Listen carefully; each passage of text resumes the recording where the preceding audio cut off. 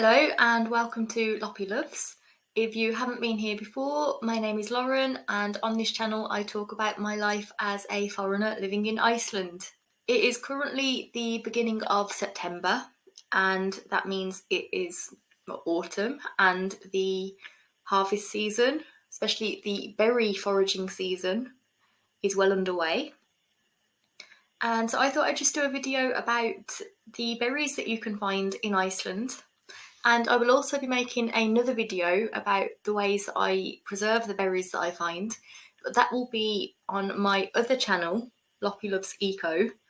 So go and check that out if you haven't seen it already, and subscribe there and here, of course, because that video will be uploaded the day after this video is uploaded, if all goes to plan. So in late August, early September in Iceland, berries should be in season, both wild berries and cultivated berries, and a lot of people will go out into the countryside. Oh, it doesn't even have to be the countryside. We'll go out into the areas that the berries grow and we'll forage for them. And you will see a lot of these strange things being sold in the supermarket, and these are berry pickers. I had never seen one before I moved to Iceland, and I bought this one last year. And how they work is you kind of comb through the berries, through the bushes, and the berries will fall in. And there is like a piece of plastic that stops them falling back out again, so you can go through quite a few times. I did use this last year and I did get a lot more berries in a lot shorter time, but it also picks up leaves and twigs and things that you don't particularly want. So I did actually spend longer picking through the berries than I would normally. Okay, so now let's get into what berries you can find here. First of all, you can find crowberries everywhere in the country, I think. And crowberries, they're called Krækiber in Icelandic. And I think they're the most attractive looking berries that you can find here. They're these like tiny, round, black, shiny berries. But you probably shouldn't eat them raw because they are very bitter. And they are nice cooked into jam, or last year I actually preserved them in vodka with a bit of sugar, and the result was kind of like a Parma violet tasting vodka, which I wasn't expecting that flavour from the crowberries, but it was really good. And I found out today that the only native Icelandic wine, which is called kvöldsól, is made from crowberries, but I personally had never seen it or tried it because I don't really drink that much. And the one thing I will say about hunting for crowberries is that spiders seem to love them. So there might be a spider and some spider webs nearby, and I'd watch out for that if you are foraging for crowberries, because that can be a nasty little surprise to come upon. Next on the list is probably the most popular berry here, and that is, well, they're called brambleberry, which means blueberry in Icelandic. But they are not blueberries, they are bog bilberries. They are smaller and sweeter than the blueberries that you can buy in the supermarket, and I actually think they're a lot better. And again, they grow everywhere. You can usually find them in the same place as crowberries. Next on the list are the common bilberries, which are called aðalbláber, or main blueberry. I personally have never seen them or tried them. I think they are only in certain parts of the country, or just in certain areas, but they're not as widespread as bog bilberries. And they are apparently a little bit smaller, darker in colour, but slightly less sweet than the bog bilberries. Next are wild strawberries, or Hrútaber in Icelandic, which is like earthberry. And Hrútaber is just the name for regular strawberries as well. Now, apparently these are quite rare for Icelandic berries, but I see them growing everywhere in Selfoss as weeds, like growing out of the pavement. So I don't know how widespread they are, but I've heard they're quite rare here. And I've not tried them in Iceland because I am allergic to strawberries, but my nan used to grow them in her garden and I used to eat them out of her garden when I was a kid, despite my allergy. It's not a deadly allergy, but the reactions isn't nice. And I remember that they were very sweet compared to regular strawberries, but they do have a lot more seeds compared to circus area because they are so small. They're like really tiny little cute strawberries.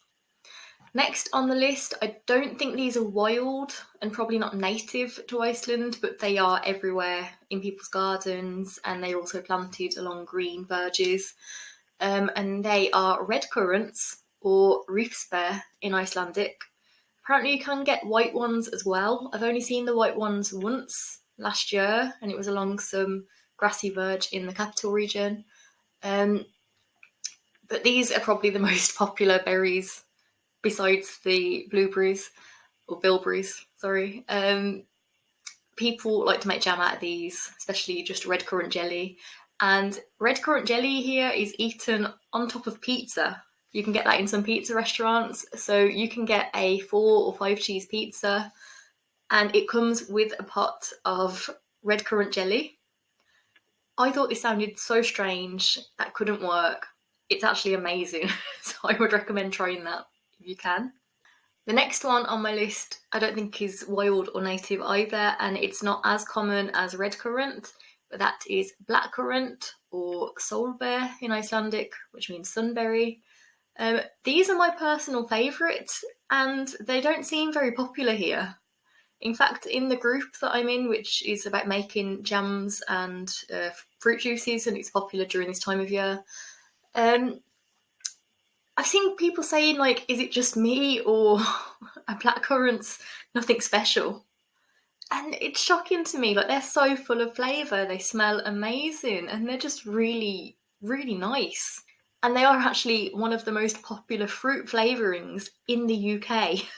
So it's insane to me that they're just not much of a thing here, really. And I am lucky enough to have a blackcurrant bush in my father-in-law's back garden. It never produces very well, and this year I've had a smaller harvest than usual, unfortunately, but I'm very happy to actually have access to some blackcurrants here. The next berry is one that I have never seen, I have never tasted, but I know it is in some parts of Iceland, and that is the stone brambleberry, or Hrútaber in Icelandic, which translates to ramberry. And there are some companies that sell what they call ram jam to the tourists, made from these berries, but they're meant to be delicious. I would like to try them at some point, I just don't know where to find them. Next is one that I don't personally forage for. I have friends that forage for them, just because I don't really use them, and that is Juniper berries, or Einibær in Icelandic. And yeah, like I said, I've never foraged for them. I've never seen them, but I know where to find them if I do want to go to get some. But I just never use juniper. Like, I have a container of juniper berries that I bought discounted a few years ago. It's sat in the drawer for years because I will never use them, or very unlikely that I'll use them. And then the final berry on my list is one that I wasn't sure if I should include it or not, because, well, for most of my life I thought they were just poisonous and you couldn't eat them. I found out that you can, and I believe all species are edible as long as they've been processed correctly, but I need to double check that. And I was going to do something with them last year. I harvested some out of my father-in-law's garden, but I did harvest them a bit late and they were a bit shriveled up, and I chickened out. I was too scared to process them. And I am looking at a rather large tree full of berries, full of these berries, outside the window right now, and that is rowan berries. And I couldn't find the name for the berry in particular in Icelandic, but the tree is called Hrútaber. And yeah, I've never heard of anyone in Iceland using these berries, because you shouldn't eat them raw because of some kind of toxin that is in them, but you can eat them in jam, like processed if they've been heated.